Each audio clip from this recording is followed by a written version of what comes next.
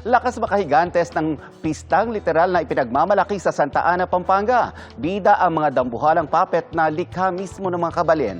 Makipista tayo sa pagtutok ni Jonathan Andal. Sa pagpasok ng bagong taon, may dambuhalang paandar ang Pampanga. Ang mga higanteng puppet na yan, bida sa Mahiganga Festival. Gawayan mismo ng mga taga Santa Ana, Pampanga.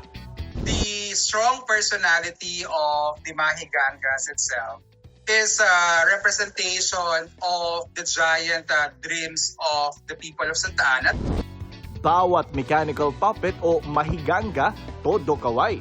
At sa indayog at liksing walang humpay, animoy kanilang binubuhay ang hangad ng mga kabalen na kasaganaan at pagtaboy ng kamalasan.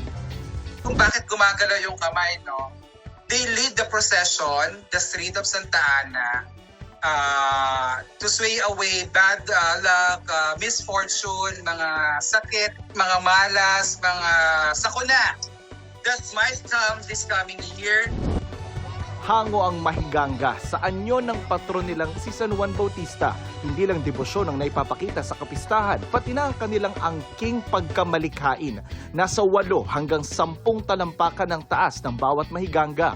Yari sa mga recycled na materyales tulad ng sako, kawayan, bote at iba pa. At talagang inaabangan ng kakaibang kwento ng bawat mahiganga. May mga namamasko, may mga nagliligawan, may mga hango sa sikat na series at may isang bihis anghel. Noong dekada 60 hanggang dekada 70, pinaniniwala ang sinimulan umano ang Mahiganga Festival. At sa pagdaan ng mga taon, palaki rin ng palaki ang kanilang selebrasyon. Ngayon, umabot na sa mahigit 70 ang mga kalahok na Mahiganga.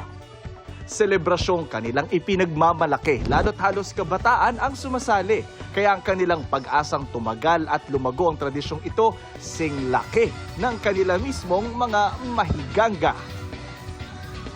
Para sa GMA Integrated News, Jonathan Andal, nakatutok, 24 oras.